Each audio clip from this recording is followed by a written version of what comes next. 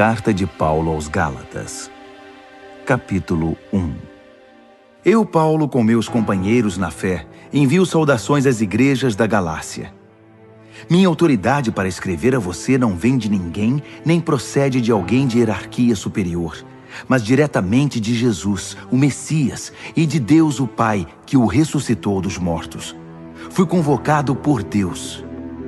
Quero saudá-los com as belas palavras graça e paz.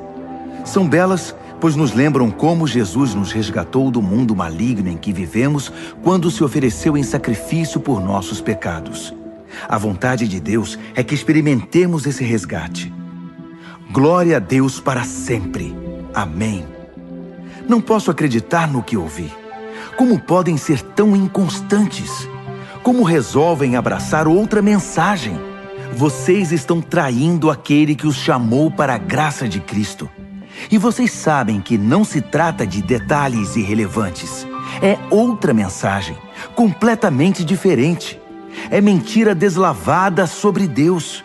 Os responsáveis por essa agitação estão virando a mensagem de Cristo de pernas para o ar. Quero deixar bem claro, se algum de nós, até mesmo um anjo do céu, pregar uma mensagem diferente da verdadeira e original, seja amaldiçoado. Vou repetir, se alguém, não importa a reputação ou as credenciais que possua, pregar uma mensagem diferente da que vocês receberam no início, seja amaldiçoado. Acham que falo desse modo para manipular alguém? Ou para impressionar o próprio Deus? Ou para ganhar aplausos do povo? Se meu alvo fosse popularidade, eu não seria escravo de Cristo. Saibam que a mensagem que transmiti a vocês não é mero discurso motivacional. Eu não a recebi de nenhuma tradição, nem a aprendi em alguma escola. Eu a recebi diretamente de Deus e de Jesus Cristo. Estou certo de que vocês ouviram a história da minha vida quando eu vivia no judaísmo. Na época eu perseguia a Igreja de Deus. Meu objetivo era destruí-la. Ninguém me superava no apego às tradições dos nossos antepassados. Mas Deus tinha planos para a minha vida. Quando eu ainda estava no ventre da minha mãe, Ele me escolheu e me chamou por sua graça, cheia de generosidade. Por sua intervenção, revelou seu Filho a mim para que eu o anunciasse aos outros povos, os que não são judeus. Logo depois desse meu chamado, fui para a Arábia. Não consultei ninguém e não fui a Jerusalém me aconselhar com os que já eram apóstolos. Mais tarde, voltei a Damasco. 3 anos depois, fui a Jerusalém para conhecer Pedro e saber mais sobre a fé. Foram apenas 15 dias, mas que dias aqueles! Com exceção de Tiago, irmão do Senhor, não vi nenhum outro apóstolo. Diante de Deus, estou falando a pura verdade. Então comecei meu ministério nas regiões da Síria e da Cilícia. Mesmo depois de todo aquele tempo, eu ainda não era conhecido nas igrejas cristãs da Judéia. O que sabiam de mim era apenas isto: aquele homem que antes nos perseguia, agora está pregando a mesma mensagem que tentou destruir. E como eles agradeceram a Deus e o adoraram por minha causa.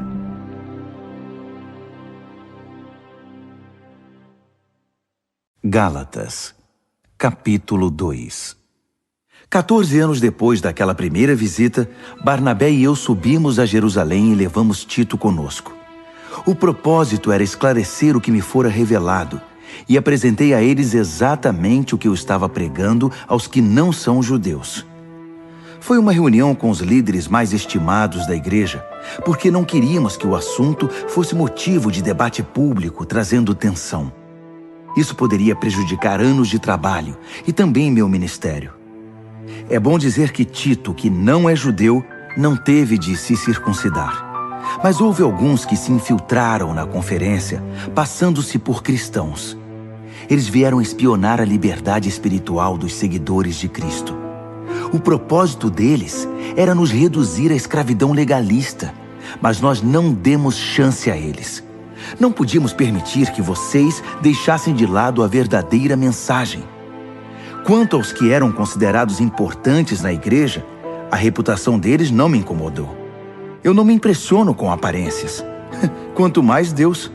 Nenhum deles acrescentou nada à mensagem que eu prego. Logo ficou evidente que Deus me havia confiado a tarefa de pregar aos não-judeus a mesma mensagem pregada por Pedro aos judeus.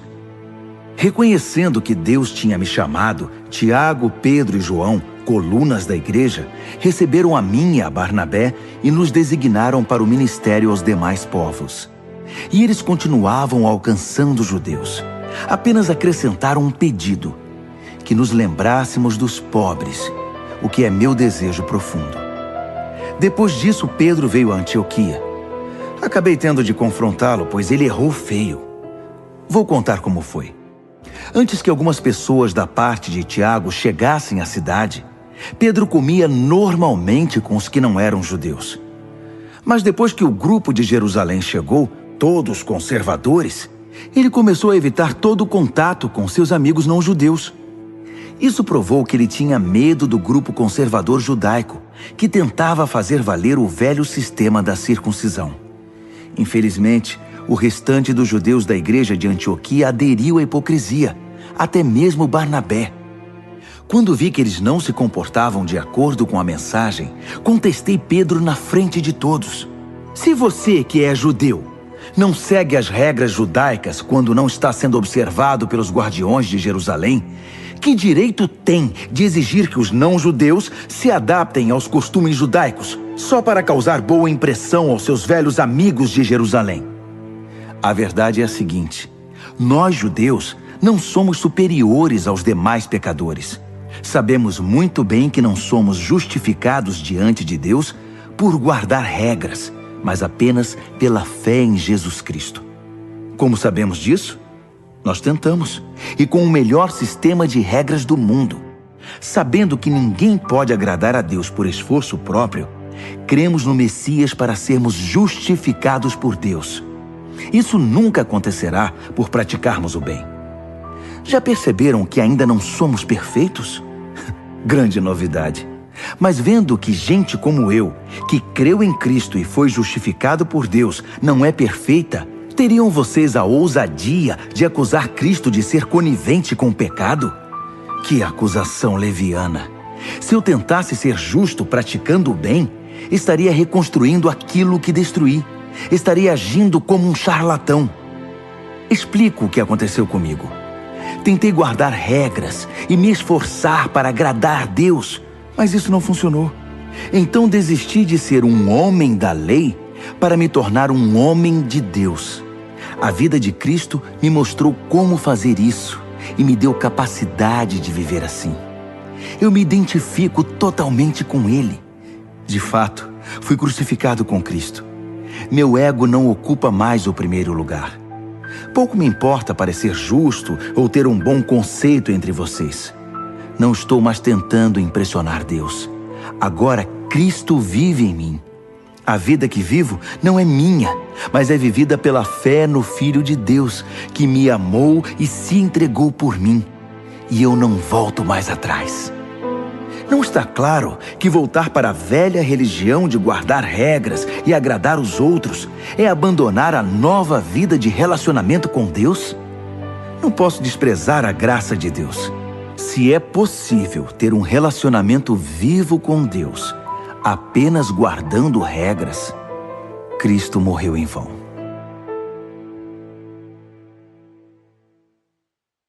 Gálatas, capítulo 3. Meus queridos Gálatas, vocês ficaram malucos. Alguém os enfeitiçou? Perderam o juízo? Algo muito estranho aconteceu, pois é óbvio que Jesus crucificado não está mais no centro da vida de vocês. E vejam que o seu sacrifício na cruz foi apresentado a vocês com muita clareza. Permitam-me perguntar, como começou a nova vida de vocês? Foi resultado do esforço para agradar a Deus? Ou foi por terem aceitado a mensagem de Deus? Pretendem continuar com essa loucura? É preciso perder o juízo para pensar que é possível completar por esforço próprio aquilo que foi iniciado por Deus. Se vocês não foram capazes o bastante para começar a obra de Deus, acham que podem aperfeiçoá-la? Será que tudo o que sofreram foi inútil? Cuidado, vocês podem perder tudo o que alcançaram. Respondam-me, será que Deus, que os presenteia com sua presença, com seu Espírito Santo, que realizou em vocês o que jamais conseguiriam fazer por esforço próprio, fez tudo isso por causa do esforço de vocês ou porque vocês confiaram a Ele esse trabalho? O que acontece com vocês não é diferente do que ocorreu com Abraão. Ele creu em Deus e esse ato de fé transformou-se numa vida justificada por Deus. Não é óbvio que quem deposita confiança em Cristo, mas não na lei, é como Abraão, filho da fé? Está previsto nas Escrituras que Deus justificaria os não-judeus pela fé. As Escrituras deixam isso muito claro na promessa feita a Abraão. Por seu intermédio, todas as nações serão abençoadas. Portanto, quem agora vive pela fé tem a mesma bênção de Abraão, que viveu pela fé. Não se trata de uma doutrina nova. É antiga e mostra que todo o que tentar viver a justiça por esforço próprio, independentemente de Deus, está destinado ao fracasso. As Escrituras resumem isso assim: maldito aquele que não consegue cumprir tudo o que está escrito no livro da lei. A impossibilidade óbvia de se cumprir um código moral como esse deixa claro que ninguém pode ter um relacionamento com Deus nessa base. Só pode ter um relacionamento real com Deus quem aceita o caminho de Deus. Fazer alguma coisa por Deus é o oposto de deixá-lo fazer por nós. Abacuque disse tudo. Quem crê em Deus é justificado por Deus. E essa é a vida real. A observância das regras jamais chegará à vida de fé. A pessoa apenas perpetuará o hábito de guardar regras, o que se vê nas Escrituras. Aquele que faz estas coisas, observar as regras, continua vivendo por elas. Cristo nos redimiu dessa vida amaldiçoada de derrotas, quando Ele mesmo a absorveu. As Escrituras dizem: maldito é aquele que for pendurado num madeiro. Foi o que aconteceu quando Cristo foi pregado na cruz. Ele se transformou em maldição e, ao mesmo tempo, deu fim à maldição. Agora, por causa disso, está tudo resolvido. E vemos que a bênção de Abraão está disponível para quem não é judeu também. Todos agora podem receber a vida de Deus, o seu Espírito que está em nós e conosco quando cremos, exatamente como Abraão o recebeu. Amigos, permitam-me citar um fato do cotidiano para ilustrar a vida de liberdade de que estou falando.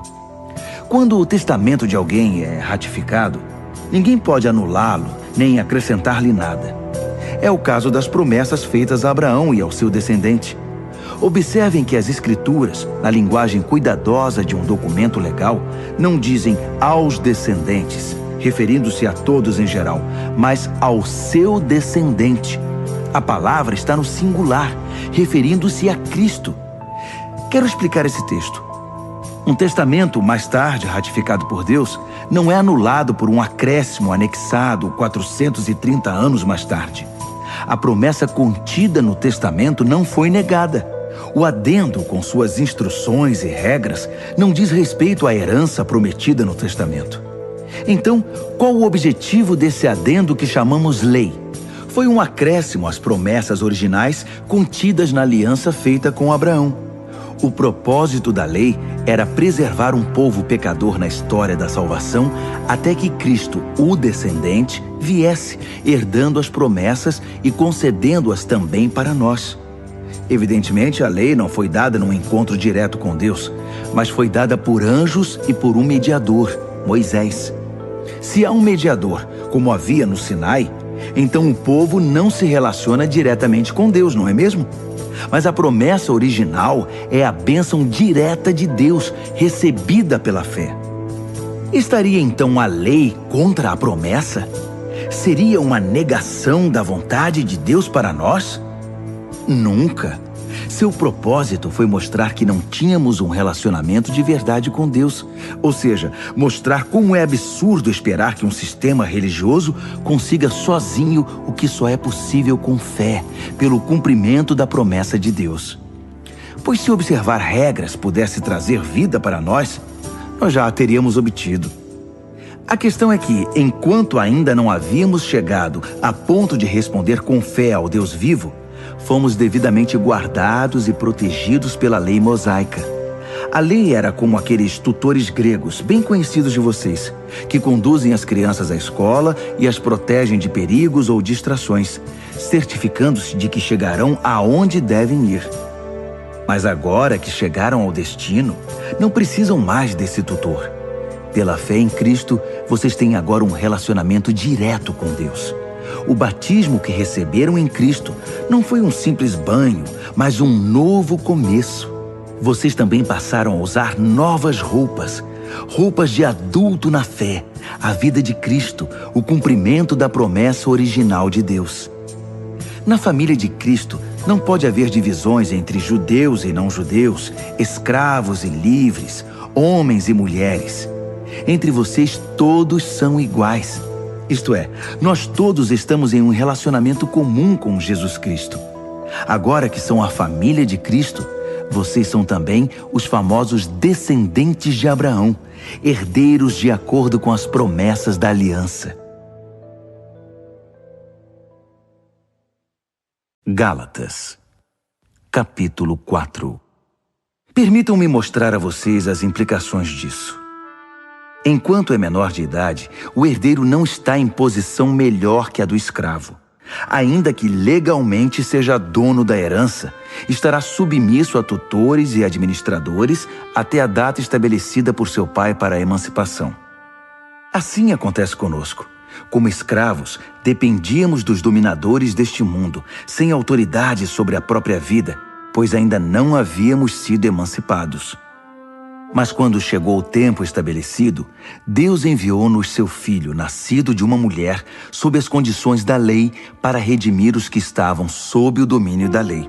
Assim fomos libertados para sermos filhos que têm direito à herança.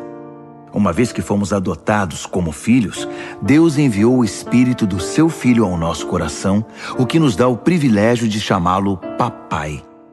Essa intimidade com Deus é para vocês que são filhos, não para escravos, e como filhos, são também herdeiros com pleno acesso à herança.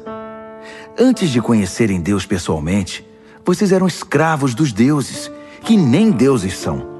Mas agora que conhecem o Deus verdadeiro, ou melhor, agora que Deus conhece vocês, como podem se sujeitar novamente a esses pretensos poderes?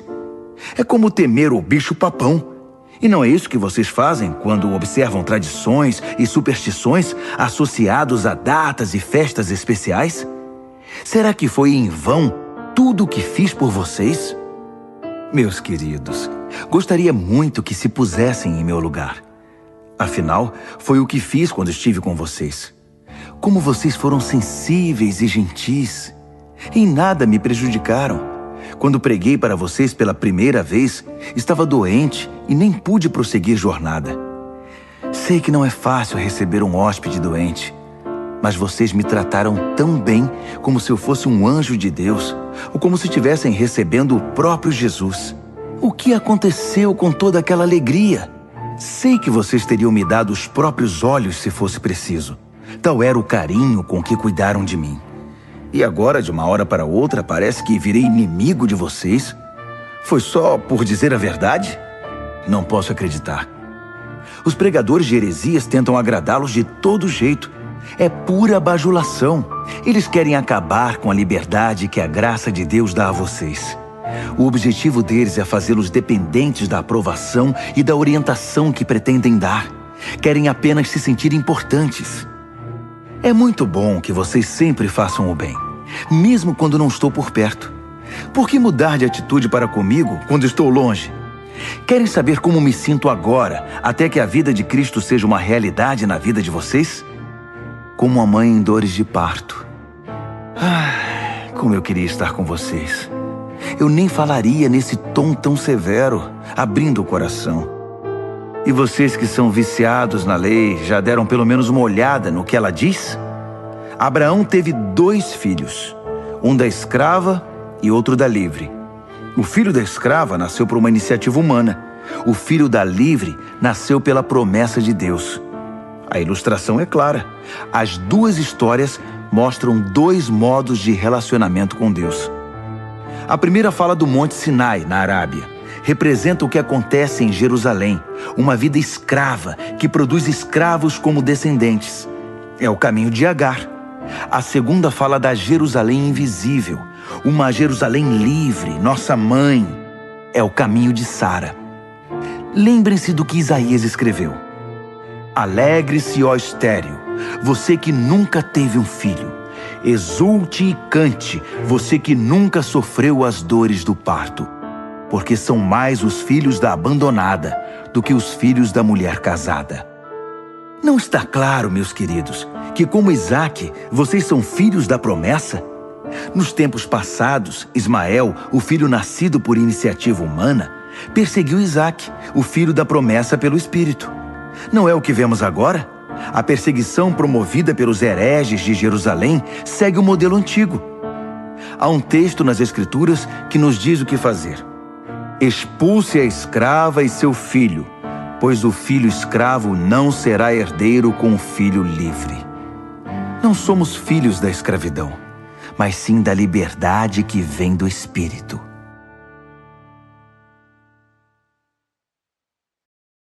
Gálatas, capítulo 5.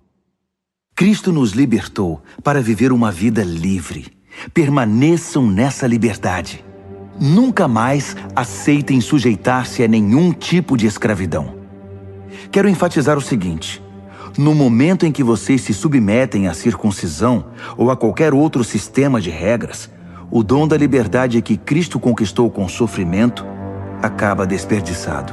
Repito, quem aceita o sistema da circuncisão troca a maravilhosa vida de liberdade em Cristo pelas obrigações da vida de escravo da lei.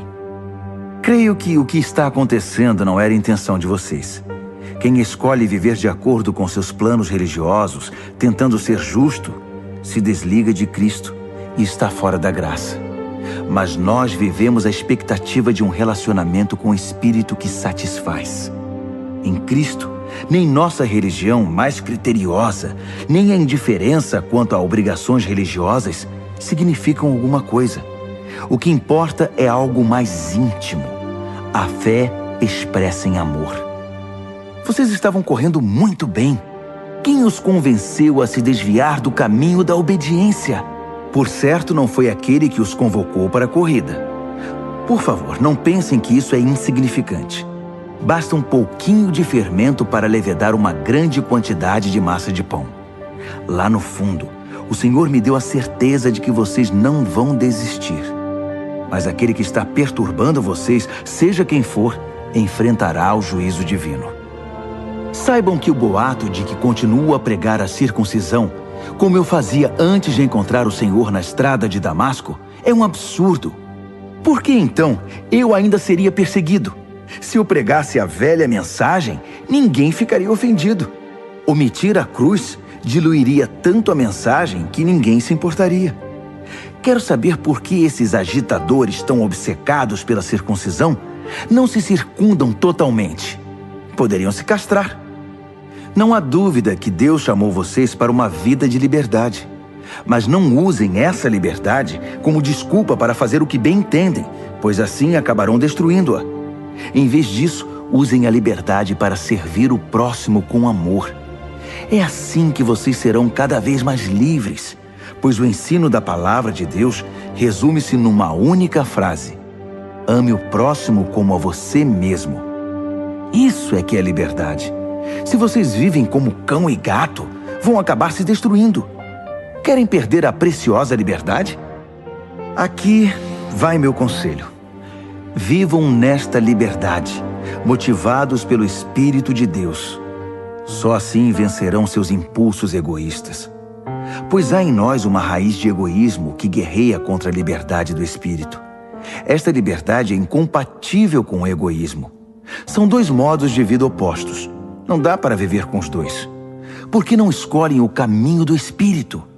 Só por ele poderão fugir dos impulsos inconstantes de uma vida dominada pela lei. Todos conhecem o tipo de vida de uma pessoa que quer fazer o que bem entende. Sexo barato e frequente, mas sem nenhum amor. Vida emocional e mental detonada. Busca frenética por felicidade e sem satisfação. Deuses que não passam de peças decorativas. Religião de espetáculo. Solidão paranoica, competição selvagem, consumismo insaciável, temperamento descontrolado, incapacidade de amar e de ser amado, lares e vidas divididos, coração egoísta e insatisfação constante, costume de desprezar o próximo, vendo todos como rivais, vícios incontroláveis, tristes paródias de vida em comunidade. E se eu fosse continuar, a lista seria enorme. Essa não é a primeira vez que venho advertir vocês. Se usarem a liberdade desse modo, não herdarão o reino de Deus. Mas vamos falar da vida com Deus. O que acontece quando vivemos no caminho de Deus? Deus faz surgir dons em nós, como frutas que nascem num pomar. Afeição pelos outros, uma vida cheia de exuberância, serenidade, disposição de comemorar a vida, um senso de compaixão no íntimo e a convicção de que há algo de sagrado em toda a criação e nas pessoas. Nós nos entregamos de coração a compromissos que importam, sem precisar forçar a barra, e nos tornamos capazes de organizar e direcionar sabiamente nossas habilidades. O legalismo não produz nada disso, apenas atrapalha. Para quem pertence a Cristo, seguir o próprio caminho e deixar para depois as necessidades dos outros são atitudes que ficaram cravadas na cruz. Já que a vida do Espírito é o tipo de vida que escolhemos, convém lembrar que isso não é apenas uma ideia ou um sentimento no coração. Suas implicações devem ser realidade em cada área da nossa vida. Isso significa que não devemos ficar fazendo comparações como se um fosse melhor que o outro. Temos coisa mais importante a fazer na vida.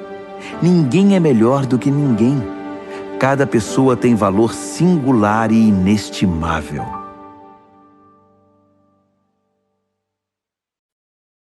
Gálatas, capítulo 6. Amigos, vivam com criatividade. Se alguém cair em pecado, restaurem-no com perdão. Guardem as críticas. Vocês podem precisar de perdão antes que o dia termine. Hajam com misericórdia e estendam a mão aos oprimidos. Compartilhem aquilo que pesa a vocês e cumpram desse modo a lei de Cristo. Se pensam que são bons demais para agir assim, estão muito enganados. Cada um examine com cuidado a si mesmo e a maneira segundo a qual está cumprindo a missão que recebeu e dedique atenção total a ela. Não fiquem admirando vocês mesmos, nem se comparando com os outros. Cada um precisa assumir o compromisso de fazer o melhor que puder com sua vida. Vocês, que já chegaram à maturidade, sejam generosos com aqueles que os instruíram, compartilhando com eles tudo o que de bom possuem e experimentam. Não se enganem, ninguém faz Deus de bobo. Toda pessoa colhe o que plantou. Quem planta egoísmo, ignorando a necessidade dos outros e a Deus, colherá o mal. O resultado de sua vida será frutos inúteis. Mas aquele que planta conforme Deus, permitindo que o Espírito faça a obra de crescimento nele, terá uma colheita de verdadeira vida, vida eterna. Portanto, não se cansem de fazer o bem. No tempo certo, teremos uma boa colheita, se não nos desesperarmos nem desistirmos. Cada vez que tivermos chance, trabalhemos para o benefício de todos, a começar pelos mais próximos de nós na comunidade da fé. Nestas linhas finais, chamo a atenção para os traços grossos da minha caligrafia, para ressaltar a importância do que escrevi. Aqueles que tentam impor a vocês a prática da circuncisão têm um único objetivo: querem parecer bons sem fazer esforço, pois não têm coragem de viver a fé que compartilha o sofrimento e a morte de Cristo. A doutrina deles nada é, até porque nem eles guardam a lei. Observam apenas as leis que interessam aos seus propósitos Eles querem que vocês sejam circuncidados para que possam se orgulhar do sucesso em recrutá-los para o lado deles. Como são desprezíveis! Quanto a mim, não vou me orgulhar de nada, a não ser da cruz do nosso Senhor Jesus Cristo. Por causa daquela cruz, fui crucificado aos olhos do mundo, libertado da atmosfera sufocante, da necessidade de agradar os outros e me encaixar nos padrões mesquinhos ditados por eles. Percebem que esta é a questão principal? Não é o que fazemos, como submeter-se à circuncisão ou rejeitá-la. É o que Deus está fazendo.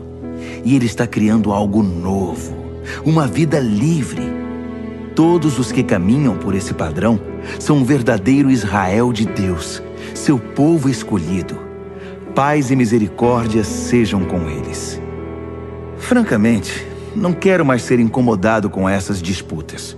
Tenho coisas mais importantes para fazer, como viver a fé com seriedade. Trago em meu corpo as cicatrizes do meu trabalho por Jesus. Que tudo o que nos é concedido livremente pelo Senhor Jesus Cristo venha a ser de fato de vocês, meus queridos amigos. Amém.